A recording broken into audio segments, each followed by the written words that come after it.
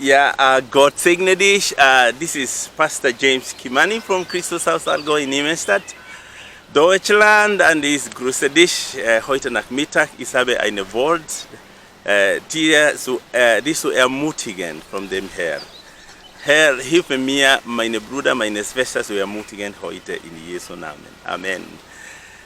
Das Wort, das Gott hat mir gegeben, hat mir schon so viel gesegnet.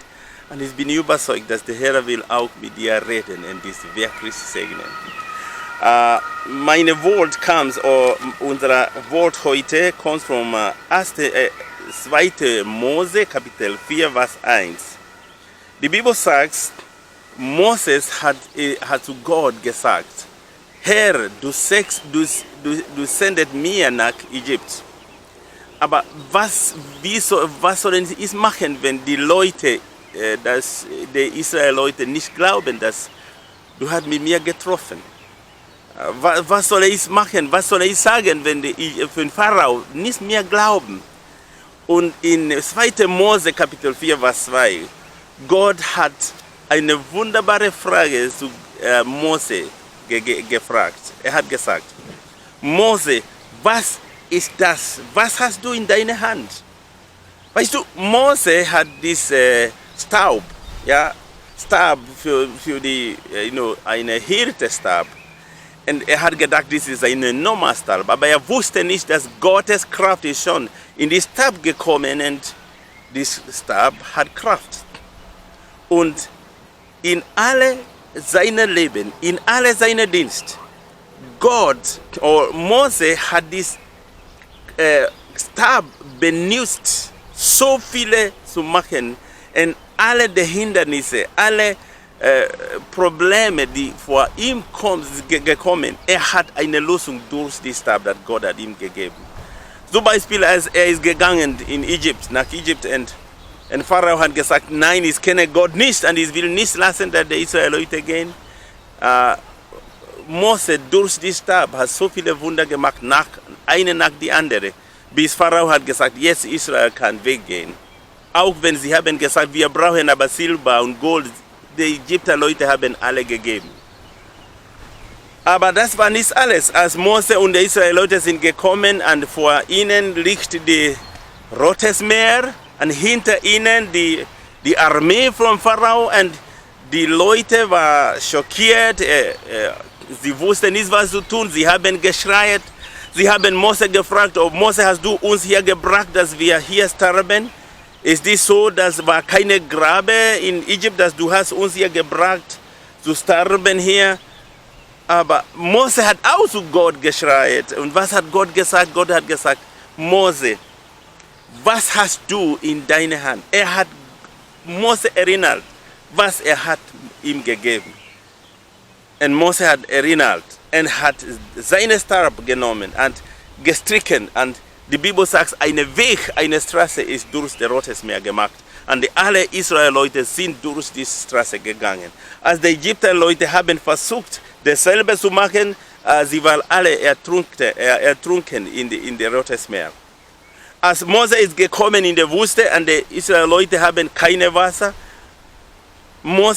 Gott hat Mose noch erinnert, nehmen deinen Stab, geh und schlage die Steine oder die Fels. Und die Bibel sagt, Wasser ist gekommen, dann alle diese Tausende und ich weiß nicht, Millionen Leute haben getrunken, und es war genug. Und Mose hat einen Stab. Und das ist alles, er hat gebraucht. Er hat alle Verantwortung für so viele Leute. Und die Leute waren nicht einfache Leute. Die waren vielleicht wie die Leute heute auch. Die Leute heute auch sind nicht einfach. Aber durch den Stab, Mose hat seine Aufgabe voll gemacht. Und er hat Israel von Ägypten gebracht. Und für 40 Jahre er war mit diesen Leuten in der Wüste. Und dies ist nicht alles. Ich gebe dich ein anderes Beispiel. In 2. König, Kapitel 2, Vers 4, wir lesen über was 14 ist, glaube ich. Ja. 2. König 2, 14. Ein Mann Gottes, ein Prophet heißt Elia, war so kraftvoll. Und er hat so viele Wunder gemacht. Und Seine Nachfolger, Elisha, hat alle gesehen. Und einmal, Elisha ist in den Himmel vom Gott weggenommen. Und die einige Dinge, das Elisha wusste, ist, dass Gottes Kraft war in diesem Mantel, in dieser Kleidung, das Elisha gehabt hat.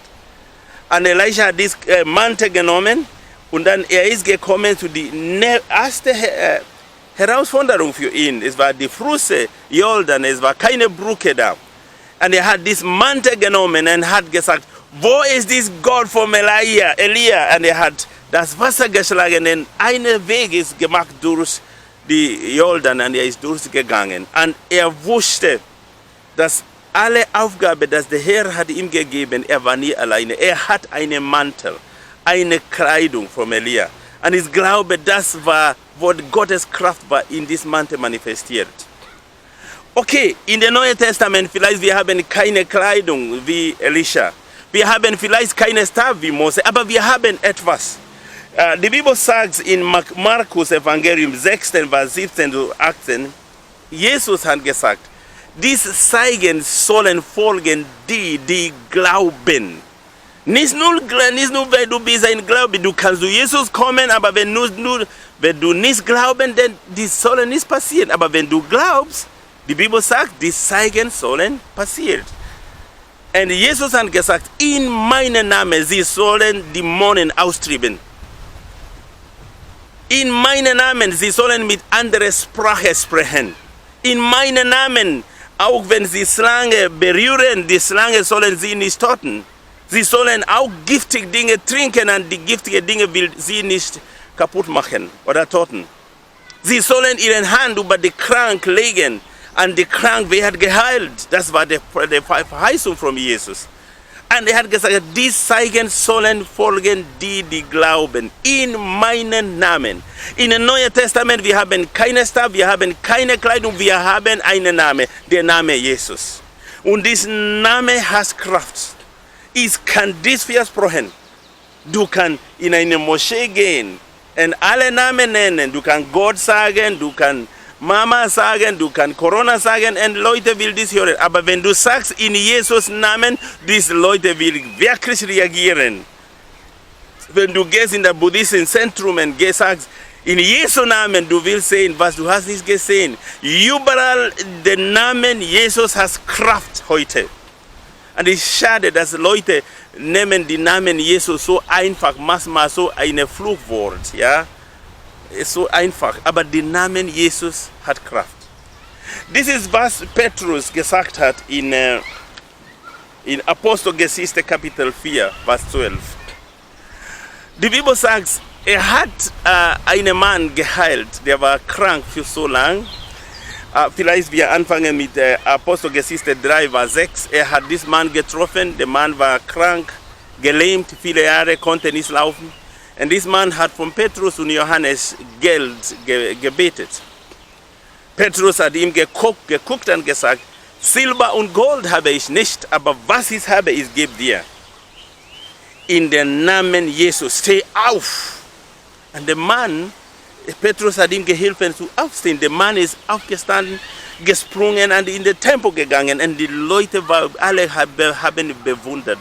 Sie haben gefragt, ist das nicht der Mann, der war immer da draußen, der hat für Geld gebetet? Und der Mann hat gesagt, ja, ich bin. Und sie haben gefragt, wieso dann kannst du springen und alle? Und Petrus hat alle Leute gestillt und gesagt, ja, dieser Mann, das ihr alle kennen, er ist geheilt durch die Kraft, das kommt vom Namen Jesus. Und dann Petrus hat gesagt, hier in Kapitel 4, Vers 12, und unter dem Himmel, es gibt keine anderen Namen, das ist um Menschen gegeben. Der kann uns retten, nur der Name Jesus.